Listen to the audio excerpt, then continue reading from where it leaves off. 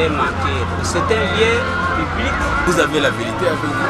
Nous voulons vivre la vérité parce que lui-même, Dieu, il est vérité. Pour le peuple, réveillons-nous, on puisse savoir la vérité. Et qu'est-ce que c'est la vérité aussi? Vous vivez la vérité, vous voyez ce qui se passe. Dites la vérité.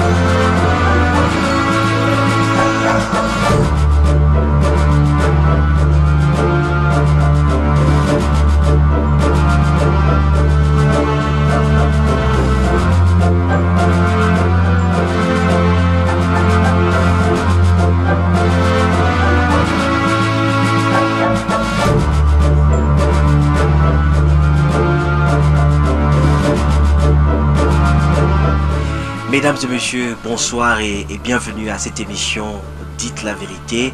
C'est une émission, vous le savez, d'appui à la démocratie. Dites la vérité, c'est l'émission du peuple, pour le peuple et par le peuple. C'est un programme qui fait en sorte que la population congolaise puisse collectivement participer à la vie de la nation. Et aujourd'hui, nous recevons, comme annoncé, Monsieur Albert Moleka, très connu dans notre pays. Albert Moleka, il est le bras droit, en tout cas l'un des bras droits d'Etienne Tshisekedi. C'est le directeur de cabinet d'Etienne Tshisekedi. Il était très en vue lors des élections récemment dans notre pays, lors de la présidentielle, sur beaucoup de télévisions, nationales comme internationales. Aujourd'hui, Albert Moleka, qui se trouve être en tout cas la voix autorisée d'Etienne Tshisekedi, est l'invité de cette émission. Avec lui, nous allons aborder des questions liées à l'actualité, mais également liées à la vie du parti, à l'UDPS. Et comme chaque fois, le public également intervient pour lui poser des questions. Monsieur Albert Moleka, bonsoir. Bonsoir. Nous sommes très heureux de vous recevoir dans cette émission.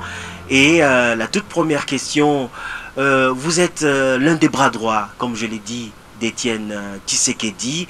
Alors, c'est un monsieur assez difficile, assez complexe, assez compliqué. Tshisekedi est très rigoureux. On se pose la question, comment est-ce que vous avez fait pour vous retrouver très très proche de lui, et lui qui est assez compliqué, assez rigoureux?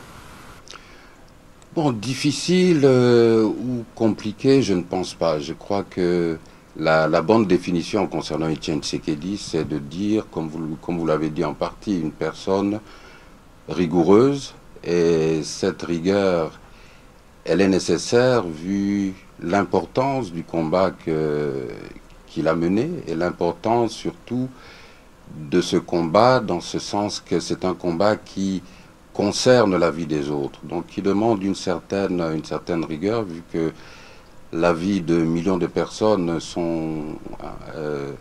est en jeu. Je dirais tout simplement que disons que mes relations avec M. Tshisekedi remontent à plusieurs années et que je suis assez mal placé pour définir ou qualifier le genre de relation que nous avons, sauf que c'est une personne d'abord que j'aime en tant que personne, et c'est très important dans le travail et les responsabilités qui sont les miennes, de sorte qu'il n'y ait jamais dans ma conscience le moindre doute quant à la loyauté, l'honnêteté et la fidélité Oui, parce dans tout ce que je fais. il y a même eu des rumeurs, des gens qui ont dit, lorsque vous étiez en soins à l'étranger, que vous avez fui le parti, que vous avez abandonné le parti, et des gens qui ont déchanté après, lorsque vous êtes revenu. Et cette fidélité-là, en la personne d'Etienne Tshisekedi, ça étonne beaucoup de gens. Vous êtes resté constant, vous êtes resté fidèle à Etienne Tshisekedi. Oui, mais mon engagement auprès de M. Tshisekedi, c'est tout d'abord un engagement par rapport à Dieu concernant une mission qu'il m'a confiée. Et c'est je crois que lorsqu'on se place dans cette perspective-là, on comprend très bien que tout d'abord, je ne suis pas un fanatique, pas du tout, mais lorsque vous recevez une mission d'assister, d'aider, d'épauler ou de servir quelqu'un ou de servir une cause ou de servir un pays, je crois que la chose la plus importante, c'est que vous soyez toujours en accord avec votre conscience, que votre conscience ne vous reproche rien. Vraiment. On va maintenant parler de la vie du parti. L'UDPS, c'est un grand parti. On dit même que l'UDPS, c'est la sœur aînée de l'opposition, comme on a l'habitude coutumièrement de l'appeler dans notre pays. Mais l'UDPS, aujourd'hui, les cerveaux, les personnes intelligentes dans l'UDPS aujourd'hui se comptent du bout de doigts. Il y a eu des personnes très intelligentes qui ont été chassées du parti, et dans la cité, ils se rendent compte que si vous avez chassé du parti toutes ces personnes intelligentes, c'est parce que, enfin dans l'UDPS, c'est parce que ces personnes faisaient ombrage à Etienne Tshisekedi. Pourquoi des têtes, des cerveaux ont été contraints de quitter le parti? Tout d'abord, permettez-moi de ne pas être d'accord avec vous lorsque vous dites que il n'y a plus de personnes intelligentes dans l'UDPS. Dans l'UDPS, je dirais qu'il y a une masse de personnes intelligentes. Mais vous savez, l'intelligence qui est efficace, l'intelligence qui est nécessaire, c'est une intelligence qui sait aussi être humble et discrète. Je crois que ce à quoi vous faites allusion est peut-être dû au fait qu'à l'origine, l'UDPS était un parti créé par des fondateurs qui, pour la plupart, étaient des hommes d'État, qui étaient des leaders en eux-mêmes, dans leur région ou dans leur province. Quand vous pensez à des personnes telles que Frédéric Ibassa Maliba, Faustin Birindois, Marcel Liaou, Joseph Ngalula Pandangila et Diaoken et j'en passe, c'était des leaders de leur propre droit dans leur province d'origine ou dans leur localité d'origine. Alors on va parler maintenant de la période électorale. On ouvre ce dossier de la période électorale avec le président national Etienne Tshisekedi. On a vu Etienne Tshisekedi en période électorale 2011 parcourir quelques capitales occidentales. Et on a dit que Tshisekedi était parti chercher le pouvoir. Est-ce que le pouvoir, on le cherche auprès des Blancs ou c'est auprès de ses propres populations? Mais on a vu Tshisekedi parcourir, aller au Canada, je crois aller un peu partout, pour aller, on a dit, chercher le pouvoir auprès des Occidentaux. Ça a étonné quand même certaines personnes. Mais je pense qu'à plusieurs reprises, M. Etienne Tshisekedi lui-même a pu vous dire à vous, les médias, qu'on ne recherche pas le pouvoir auprès des étrangers. Mais il est un fait, c'est que tout d'abord, les étrangers sont aussi des partenaires de notre pays.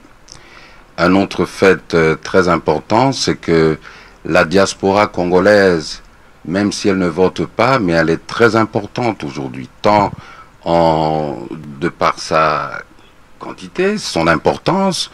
On parle de entre 5 et 7 millions de Congolais vivant à l'étranger et qui sont politiquement motivés, politiquement actifs et qui avaient aussi des choses à apporter à la campagne du président Tshisekedi, tant au niveau matériel que en termes d'idées. et à qui le président devait aussi délivrer un certain message. Aux étrangers qu'il a visités, je pense il n'a pas caché le langage qu'il leur a tenu, en ce sens qu'il leur a demandé d'éviter l'interventionnisme dans ce qui allait se passer en RDC, à savoir les joutes électorales. Alors, cette question, quand même, parce que nous parlons de la période électorale, en 2006, l'UDPS a dit non à ses membres qui voulaient s'enrôler, disant que bon, on ne fait pas confiance à la CENI, à la CEI de l'époque, que non, n'allez pas vous faire enrôler et on ne croit pas aux élections. Les membres ont obéi. En 2011, Étienne Tshisekedi dit aux membres, bon, maintenant vous pouvez aller vous faire enrôler et passer au vote. Les gens ont voté. On a eu les députés élus de l'UDPS. Mais encore, le patron de l'UDPS dit à ses députés, non, renoncez à votre mandat parce que ça inquiète beaucoup de gens. Tantôt on dit oui sur la même question, tantôt on dit non. On ne sait pas qu'est-ce que l'UDPS recherche, des faits d'annonce, des boomerangs ou du sensationnalisme. Écoutez, merci vraiment pour cette question, parce que je souhaiterais éclairer un peu la lanterne de nos téléspectateurs sur ce sujet, surtout lorsque vous parlez de versalité.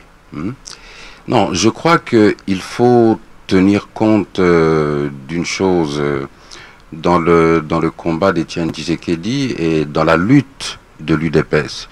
Vous savez, je pense que le titre de votre émission, c'est « Dites la vérité ». Vérité, exactement. Et ce que nous croyons à l'UDPS, c'est que même en politique, on doit pratiquer la vérité. Vous voyez, on doit pratiquer la vérité. Vous savez, il y a un proverbe africain qui dit le mensonge porte des fleurs, mais pas des fruits. Mais la vérité porte des fruits. Ce qui a été reproché, en quelque sorte, à nos députés, c'est de ne pas considérer que la tricherie, le mensonge, la fraude, qui était reconnue par tous, par rapport à la culture de cette vérité auquel nous tenons, il n'était pas possible que des personnes se réclamant de l'UDPS acceptent de participer à cette comédie, acceptent de participer à des institutions qui n'avaient pas été élues régulièrement par le peuple congolais, ni dans la transparence. Nous allons tout à l'heure écouter les questions de la population, mais d'abord, cette question, vous dites et vous répétez sur tous les toits, les membres de l'UDPS, bon, lorsqu'on est un parti politique, c'est légitime de défendre ses couleurs, c'est légitime de défendre sa position. Et vous répétez sur tous les toits que Étienne Tshisekedi a remporté les élections de 2011. Mais on ne voit pas des preuves, vous n'en apportez pas des preuves de sa victoire. Et puis, si réellement Étienne Tshisekedi a remporté les élections, pourquoi il va prêter serment chez lui à la maison, à côté de sa famille, à côté de ses proches? Pourquoi il prête serment chez lui à la maison si réellement Étienne Tshisekedi avait gagné les élections en RDC? Mais tout d'abord, pour la prestation de serment à son domicile, comme vous le dites, vous vous souviendrez que le vendredi 23 décembre, car il s'agissait du vendredi 23 décembre 2011, il avait projeté de prêter serment devant toute la population congolaise au Stade des Martyrs. Et vous vous souviendrez quelle logistique militaire, en termes de matériel, en termes de personnel militaire, a été déployé par le pouvoir pour empêcher et la population d'avoir accès au Stade des Martyrs et empêcher Étienne Tshisekedi de pouvoir y arriver et y accéder. Moi, j'ai assisté au point de presse des experts de l'Union européenne. J'ai assisté à ce point de presse. Les experts de l'Union européenne ont dit ceci dans leur rapport final concernant les élections. 1. qu'il reconnaissait qu'il y avait des problèmes d'organisation. 2. Mais ces problèmes d'organisation ne remettaient pas en cause la ligne d'arrivée, n'est-ce pas, des personnes qui étaient en lice dans les élections. Donc, pour eux, ils ne mettaient pas en cause la victoire des Joseph Kabila. C'est pas moi qui le dis, mais ce sont les experts de l'Union européenne. Mais quand vous entendez ça, que l'Union européenne dit qu'il y a eu des problèmes, mais cela ne remet pas en cause la victoire de Kabila, qu'est-ce que vous dites quoi? Ah, écoutez, moi-même personnellement, avant même d'assister à la publication, à la présentation du rapport de la mission d'observation de l'Union européenne, j'ai assisté et participé à une présentation qui était plus restreinte par cette même équipe et son responsable, la députée Nedvedcheva, je crois. Et si vous lisez bien, peut-être vous faites une confusion avec le rapport du Centre Carter. C'est le rapport du Centre Carter. De l'Union européenne aussi. Attendez, le rapport du Centre Carter qui disait que ils ne savent pas affirmer si les fraudes que eux ont constatées sont de nature à remettre en cause l'ordre d'arrivée. C'est ce qui a été dit. C'est ce qui a été dit. On va encore parler des élections parce qu'il y a la population qui a également posé la question sur ces élections. Vous aurez le temps de vous étendre là-dessus. Mais d'abord, on va marquer une pause juste de 1 minute 18 secondes et on se retrouve juste après.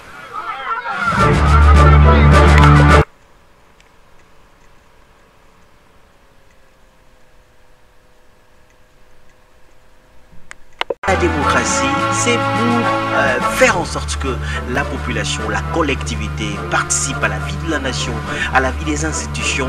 Et dans cette émission, nous donnons la parole à la population qui, sans protocole, peut poser la question à un ministre, à un général, à un homme politique. Aujourd'hui, la population pose des questions au directeur de cabinet d'Etienne Tshisekedi, le porte-parole d'Etienne Tshisekedi. Nous allons donc prendre la toute première question et ce sera du tic au tac parce que l'émission elle est interactive et l'invité du jour va répondre à cette population qui a soif d'information, à cette population qui suit de près la vie politique, la vie nationale, parce que c'est une vie qui concerne tout le monde.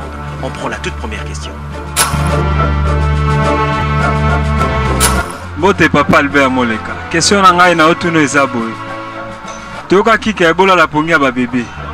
Parce que politique yango toto ko poate bosala ngo yo na vie, yo na papa Tshisekedi na ndaku na ba biki na ba papier. Ezo bana te, IDPS yango bana supposition te, to ba kutu. Ezo le kanenge nini te, ezali ndenge nini. Toto na posa bolo ba eza ndenge nini pour tozo comprendre te. Réponse Monsieur Albert Moleka. Bon, lokola motuna ngo ezalaki na lingala na goyepe ko yandola na lingala pour ndeko à comprendre. Ya liboso likambo wana oyo ya kolala lokola ba bébé. Elle a moni comme si il y a eu moi manipulation moko na kati wana. Parce que lilobana kolbola lokola ba bébé ezalaki le 6 novembre 2011. Moni na moi épisode wana yo président Tshisekedi azo solana ba mama o basanganaki na lopango ya télévision ya ndeko Roger Lumbala.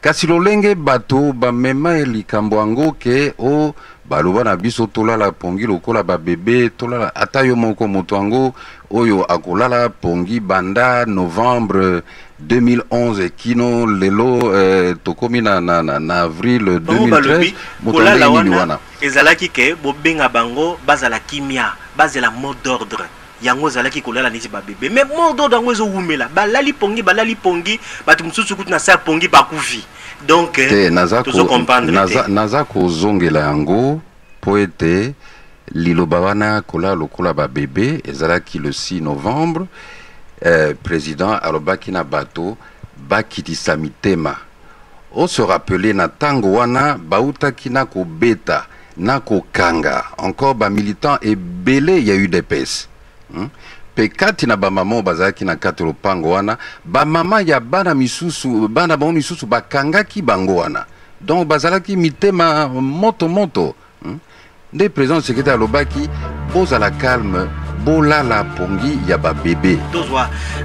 Deuxième question d'un compatriote, lui également il a posé la question en lingala, il y a d'autres qui posent des questions en français comme en lingala, en tout cas c'est la population. Nous donnons l'opportunité aux Quinois qui n'ont pas été sélectionnés d'avance, rassurez-vous, mais qui ont été pris comme ça au hasard et qui posent des questions à l'invité. Azo adressé mbote par le président du parti Etienne Tshisekedi. Et puis question n'a tourné pas Albert Moleka qui porte-parole à UDPS. Ane oyo azomona ndenge nini papa Albert Moleka ane azomona ndenge nini activité à parti. Est-ce que ils ont marché to ils ont marché et en plus lit na biso tant que ba combattant tisiko yo ba marche ba nini ils ont s'organiser te ozolo ba nini pour na biso ba combattant to à la suite. Question n'a ainsi na osangisa mutuno yona mutuna oya liboso pona sisa pe ko yanolango te ndeko alanda ete na ebandeli ya mbula président Tshisekedi alobaki 2013 eza année ya libération ya eza na ya kokangolama ya peuple congolais akomona pe que banda to bandimbula sika président Tshisekedi abongisi pe o tobengi exécutif no ezali lisanga o eza kotambusa parti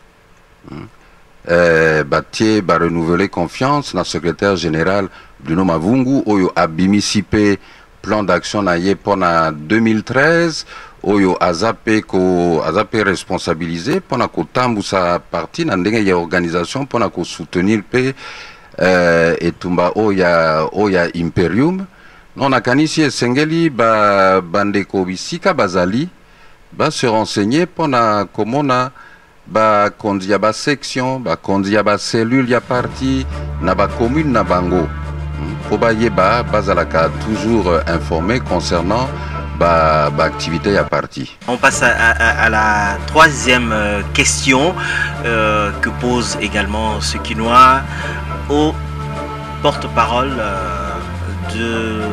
d'Etienne Tshisekedi. Bonjour, monsieur le directeur Albert Moleka. Compte tenu de la situation qui se vit aujourd'hui, le Conseil de sécurité a siégé dans les résolutions 2098 qui parlent de la brigade offensive qui sera déployée bientôt à l'est du pays. Parce que nous savons bien que depuis 1999, lorsqu'on avait la MONUC, aujourd'hui on a changé la MONUSCO, il y a déjà 19 000 casques bleus dans notre pays qui n'ont pas pu maîtriser les rebelles dans notre pays. Et maintenant aujourd'hui, avec 2500 casques bleus qu'on va déployer d'ici là, qu'est-ce qu'ils vont faire? Oui, question très intéressante et en fait question d'actualité, car cette brigade d'intervention qui est déjà créée au sein de la MONUSCO, donc au sein du plafond de un peu moins de 19 000 hommes dont est composée la MONUSCO.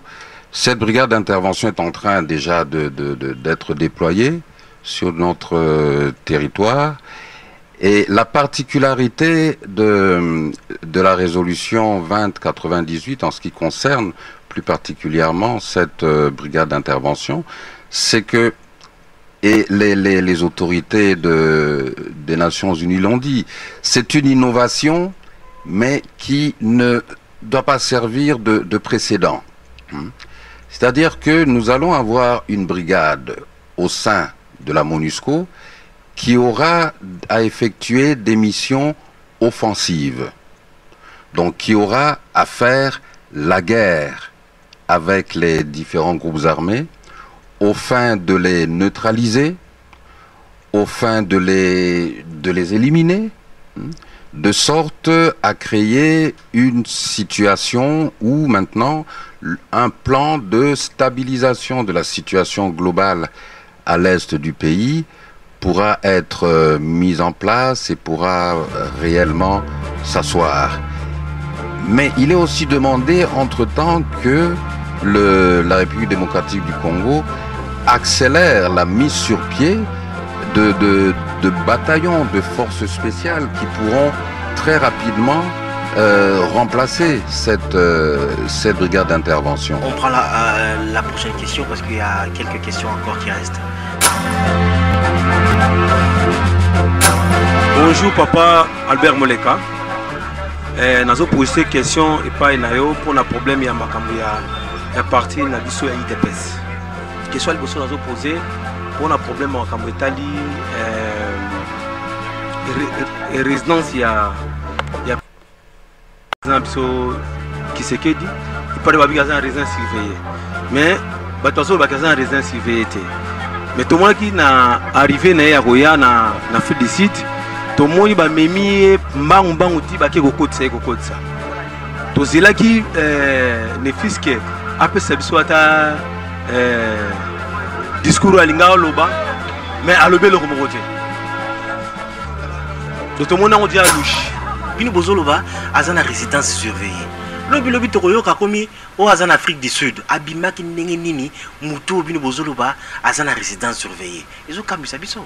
Non, Montosoka a une résidence surveillée dans le monde entier. Ça ne veut pas dire que cette personne ne sort pas de sa maison, par exemple, pour aller voir le docteur, si le médecin est vraiment à l'extérieur, mais Ezalaka avec autorisation et sous supervision, il y a police. D'accord. C'est-à-dire qu'à côté le matin, voilà, allez, chauffeur, démarrer la voiture, je vais chez le dentiste, comme ça, non. Il faut qu'il y ait une autorisation, en quelque sorte, de la hiérarchie policière. Donc on va passer à la prochaine question. Bonjour, M. Albert Moleka. Question mi bayan dans leur touna. Question de bosser d'aller en rapport avec vie sociale. Que pense le président Tshisekedi par rapport à vie sociale à peuple actuellement? Deuxièmement, par rapport à l'actualité, il y a une actualité qui est Tambola, il y a Kansanini, et pas de mots de circonstances avant de Kimia, il y a Kansanini. Et puis il y a Mibale, ils allaient positionner par rapport à la décision, constance, à la déterminée, avant de Zela. Ils pensent à quoi qu'ils nous disent? C'est cela. Merci à vous. Oui, non, rectifier car moi, pendant que président Etienne Tshisekedi, tant que président Etienne Tshisekedi a vendu à Zakozela, non. Le président Tshisekedi a vendu à Zakozela, a vendu à Zakosala. À Zakosala. À Zakosala, avec beaucoup de silence, beaucoup de discrétion, mais à Zakosala. Ngana Bimaki, j'ai voyagé au mois de janvier, je suis rentré au mois d'avril, quand j'ai vu encore la hausse des prix. Il y a biloko première nécessité, biloko toliaka. Thomson, sur le carton à Thomson est commis na $100, mon frère. Il y a quelques années, le carton est à $23. Et commis à $100, alors, yo naba titre ba premier ministre Soginini au présenter na mindele ba chiffre macroéconomie etc.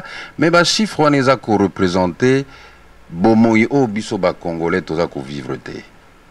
Le gouvernement Matata nous dit que tout cela va arriver parce que la croissance qui est de l'ordre de 7,2%, cette année elle a envisagé à 8,2%. On nous dit bon, les chiffres sont bien, les signaux sont au vert et que le reste, le social va suivre petit à petit parce qu'on ne peut pas reconstruire tout un pays en un jour. Il fallait des soubassements et la croissance qui est... Pourquoi avec une croissance positive des 4, 5, 6, 7 et peut-être l'année prochaine, l'année suivante, on nous parlera d'une croissance à 2 chiffres. pourquoi, parallèlement à cette croissance, la vie du Congolais devient de plus en plus difficile? Pourquoi la pauvreté gagne du terrain? Pourquoi le tissu social continue à se désagréger? Pourquoi? Mais le plus important, c'est l'indice du développement humain. Parce que c'est par l'indice du développement humain qu'on voit réellement quel est le travail qui est fait par un gouvernement ou par un État. On passe à la prochaine question. Question d'anglais à l'hypothèse. Concernant disons l'élection. Bon, situation nini ozomona penza oyo ezokombriye nani disons démocratie na biso. Bon, tout ça là il élection, mais il y a toujours contestation à côté à président EDPS pour dire que non, il y a réussi ça qui va élection. Mais est-ce que Azan a pas preuve normal ou ils ont l'exact non? Il y a cela tout ça là élection et puis a gagné l'élection Est-ce que Bozan a pas preuve? Parce que Bozolo bango mingi na radio, tu sais que du président, tu sais que y les cas qui azwaki. Est-ce que Bozan a pas preuve que y azwaki? Question que tu as posée. Bon, Naomi, d'abord, pendant répondre à la question, là, je l'ai dit tout à l'heure, il y a des preuves en termes scientifiques, empiriques et en faisant appel à la loi électorale. Mais, mon frère, allons un peu plus loin. Namakambo, je crois que tous les Congolais vivent qui bazo vivre les lois. Étienne Tshisekedi n'est pas le seul à dire que c'est lui qui a gagné. Il y a d'autres personnalités politiques qui l'ont dit, je ne vais pas les citer ici, de l'opposition, et certains même qui étaient dans la majorité. Voilà, donc on va passer à la même personne a posé une deuxième question. On va prendre cette deuxième question et après on prend les deux dernières personnes et puis on va clôturer l'émission. Deuxième question, Nazo Lobabo. Naïd Depes. Tout le monde que presque la plupart des membres Bazaka Batu à Kasai. Et puis, violence pesa makasi na 4-4 ya parti. Division pesa ali na 4-4 ya parti. Ndenge nini ya ko sangisa batu wana bazala pomoko, de façon que unité à partir que ndikoso. Ndeko, d'abord na kanisi moningai naza invité ya ndeko journaliste wa comme Nangalber Moleka naza originaire ya Kasaïté, quoique naza na bakoko côté ya Batete là, mais naza originaire ya Kasaïté. Et puis Kobo ça n'a jamais UDPS c'est à parti à École Mogote. Mogolo UDPS c'est comme à parti à École Mogolo ba parti ango ekufinango to ekufanango. Cela ne veut pas dire que dans chaque organisation, au cause en abattu, na moins tribalisme, na bizeli na bango, mais ça c'est à titre tout à fait personnel, individuel, mais à niveau il y a parti, UDPS n'est pas et ne sera jamais le parti d'une seule tribu, parce que ça enlèverait tout le sens à ce combat, à cette lutte. On prend cette question aussi, je pense que c'est l'avant-dernière question. Étant que combattant de l'UDPS, nalingi kotuna yo kobanda le 28 novembre, si lelo tokomi wapi où nous en sommes. Et yami balé, selon ma promesse, balobaka na lingala ete zila mukumbu swazanga mukila. Est-ce que est-il réellement que l'UDPS na élu na Étienne Tshisekedi tozana na pouvoir? Et ceux qui tozana na pouvoir, et prouve-nous. Ceux qui tozana na pouvoir réellement, prouve-nous. Motuno est très intéressant dans le sens que et qu'on permettre un gars un peu de chuter dans la situation actuelle. Ndegwalobi depuis le 28 novembre, ti lelo, toza wapi, tosugi wapi, zela mokomboso azanga mokila, non, je crois que Soki Hollandi, évolution, il y a situation en Mboka. Depuis le 28 novembre jusqu'à aujourd'hui, tu vas remarquer qu'il y a eu une dégradation continue de la situation et dans tous les secteurs. Secteur sécuritaire, secteur social, secteur politique, secteur économique. Mais tout ça, c'est dû à quoi? C'est dû au fait que la mauvaise gestion, Toloba, pour être assez poli et diplomate, la mauvaise gestion de ces élections a créé une cassure, en quelque sorte, au sein de la société congolaise. Quand on dit, M. Mende a dit, je sais pas moi, des choses de... Que vous organisez des manifestations de 100 personnes, de 200 personnes, que ce n'est plus l'UDPS qu'on a connu dans le temps, qui réunissait des marées humaines, des manifestations grandioses. Et puis il y a un problème d'encadrement de vos manifestants. Lorsqu'ils viennent, est-ce que ces manifestants sont encadrés lors des marches? C'est parfois des gens qui se mêlent à cette manifestation pour faire du désordre. Et vous savez, lorsque...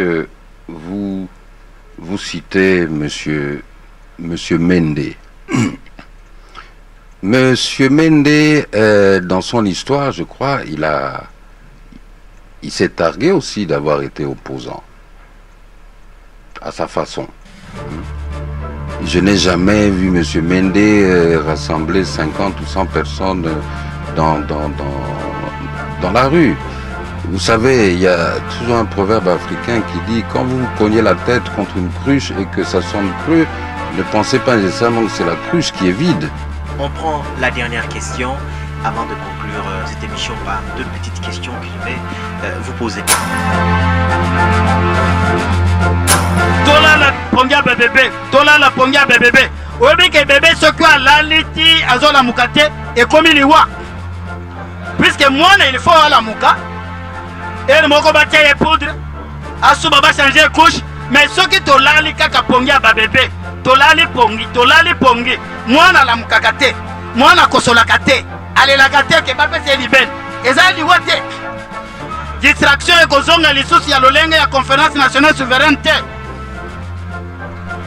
Nazo tuna yo honorable. Est-ce que ekozala lolenge ya conférence nationale souveraineté? Est-ce que venama wezali conférence biste? Nakanesi na sukiwana. Merci mingi pona écoute. La conférence nationale souveraine. Savez mon frère, on veut absolument inculquer ou bien inoculer la maladie d'Alzheimer politique aux Congolais. La conférence nationale souveraine a accouché d'une constitution. Elle a accouché de gouvernements successifs. Mais bref, 1977 était une année électorale dans ce pays. Souvenez-vous. 1997, pardon, était une année électorale, mais il a été décidé dans certaines officines à l'extérieur que non, on ne va pas laisser aux Congolais la chance ou l'occasion de choisir le dirigeant de leur choix, et on nous a imposé l'aventure Afdel. Oui, puisque vous parlez de l'Afdel, j'ai justement une question à propos du passé. Lorsque Étienne Tshisekedi demande à la population, et ça a surpris beaucoup de gens, que allez-y, mettez la main sur le président, ligotez-le, amenez-le moins vivant, ça c'est des propos assez durs et des propos graves. Et si vous avez le président actuel qui parfois ne réagit pas à ce genre de propos, on voit bien qu'il ne ressemble pas à un dictateur, comme souvent l'UDPS a tendance à le présenter. Donc vous avez en face de vous quand même un président qui accepte certaines choses qui sont parfois intolérables. Non, écoutez, ce que vous dites là, c'est passé le 20 janvier 2012. Lors de je crois que c'est la seule conférence de presse d'ailleurs qu'Étienne Tshisekedi a pu donner après les élections jusqu'à présent. Bon. Vous avez quelqu'un qui se fait voler son élection. Et en plus, on le punit en l'assignant à résidence. Et quoi, vous estimez que la personne doit être là et dire merci Monsieur Kabila, merci à vous tous de me traiter moi en tant que Congolais comme à moins que rien. Quelqu'un qui représente pour le peuple congolais et des principes et des valeurs que nous ne pouvons pas perdre. Parce que actuellement, quels sont les principes et les valeurs qui peuvent servir de repère à la jeunesse d'aujourd'hui? Donnez-les-moi. La corruption, que maintenant, Namboko Yoso Lingos à la moto, il faut tricher. Voyez l'épisode du frère Denis Lessi, du frère Jean-Baptiste Ntawa récemment, qui montre aux gens que Namboko Yopo, comme un ministre, il faut foutre un bongo. Monsieur Albert Moleka, nous vous disons merci d'avoir répondu positivement à notre invitation. Je rappelle que ça, c'est une émission du peuple, pour le peuple, et qui consolide la démocratie, raison pour laquelle nous donnons la parole à la population dans la rue, qui pose des questions pertinentes à l'invité. Et notre rôle également, c'est de vouloir savoir la vérité en posant des questions qui parfois dérangent, qui parfois embarrassent, mais lorsqu'on est véritablement journaliste professionnel, il faut poser des questions difficiles, embarrassantes, embêtantes, pour que la population puisse également savoir comment est-ce que la personnalité qui est en face se défend par rapport à ces questions assez difficiles. Nous vous en remercions et merci pour votre disponibilité, merci pour vos réponses, merci d'avoir accepté que la population que vous ne connaissez pas, les gens que vous ne connaissez pas, puissent vous poser également des questions. Je vous dis merci à vous qui soutenez cette émission.